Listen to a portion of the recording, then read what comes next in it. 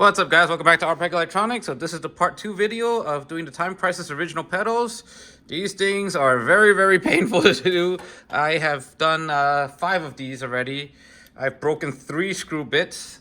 All right, went through 2 drill cutting discs, and yeah, I found out a new tool that's very useful. It's called Vampliers. So these actually have vertical serrations on the teeth, so you can grip those button nose screws and twist them out if they're really tight and prevent having to cut a slot in them. But for a lot of these, I start to cut a slot. I think that these are like 4 screws, 1, 2, 3, 4, 8, 2 nuts and about 10, 13 screws per pedal. So multiplied by 5, yeah, we're at 65 painful screws to get out. Right, 13, yeah. Okay, still Asian, got the math right. Okay, so yeah, so these security screws are also a pain in the butt. You have to have special heads to get these out because they have a pin in the middle so that people just can't, rip them off. These are gonna be garbage. All right, these nuts, these flanged nuts, I am not sure what the technical name for these are called. Oopsie. Yeah, these have to be kept, all right, because I need those for mounting. All right, these are the ones I have to cut, these slotted ones on the bottom that hold the hinge down. This is garbage.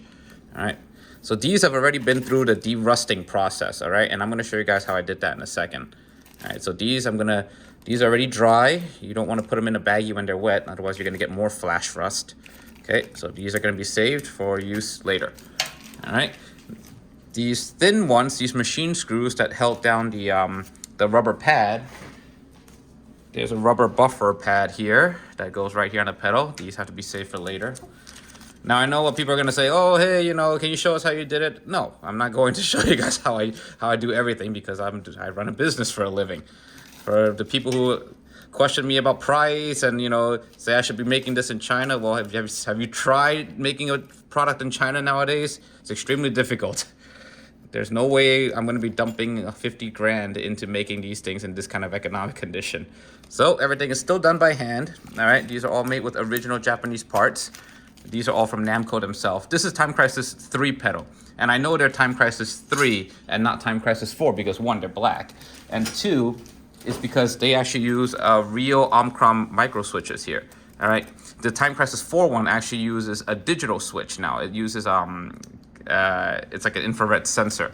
All right, but these are using physical switches. One of them, I think, is from Crisis Zone because it has a cherry switch, which is 1 generation back. All right, but these switches are still perfectly good. I've cleaned them up. They look brand spanking new. I've tested them, so these last years, so that's fine. Okay.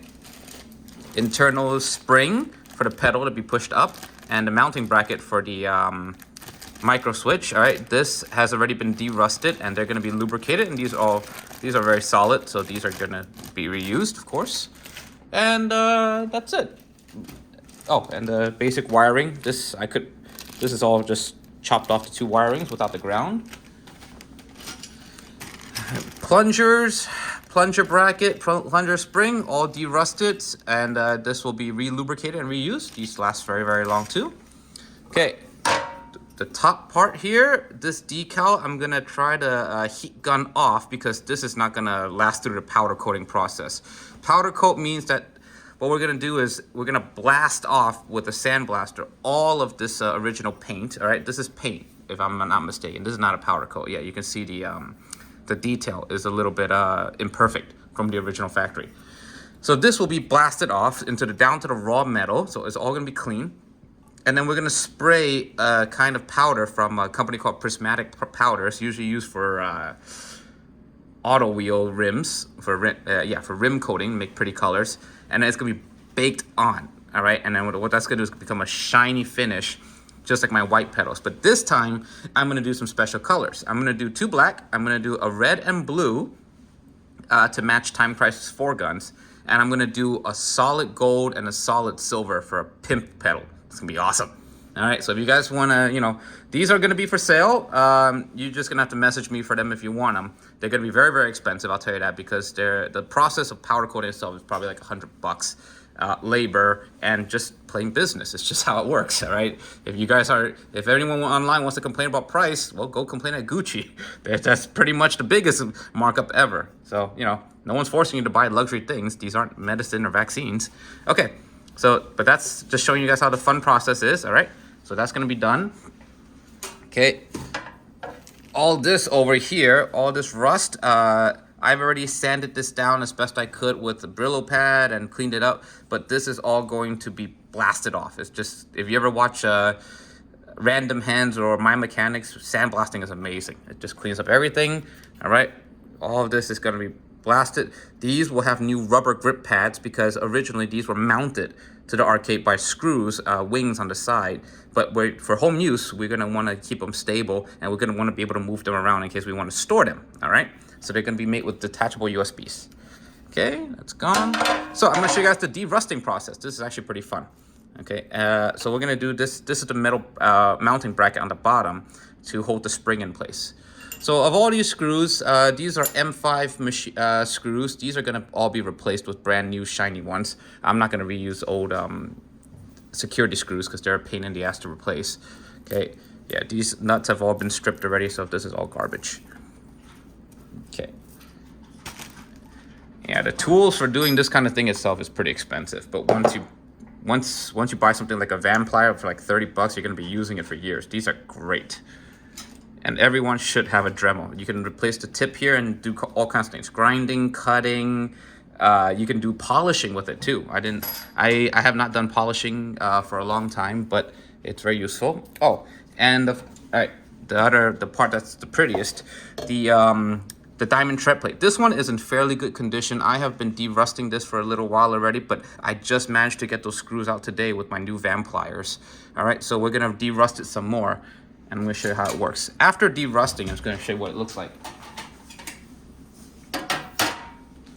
All right, we should expect something that looks like this, like very clean, rust-free, but still not like shined up yet. All right, and after this is done, after it's done derusting, this is gonna go to my friend Jarek Linga, who does the auto shop site. He's gonna be polishing this with a large polishing wheel. They're gonna use some cutting compound to get off all the extra oxidation, because there's a layer of oxidation on here still that we can't really see. It's gonna strip all that down, get rid of all the imperfections, and then polish it again with some more fine grit polishing paste. Okay, and then this is gonna look really pretty.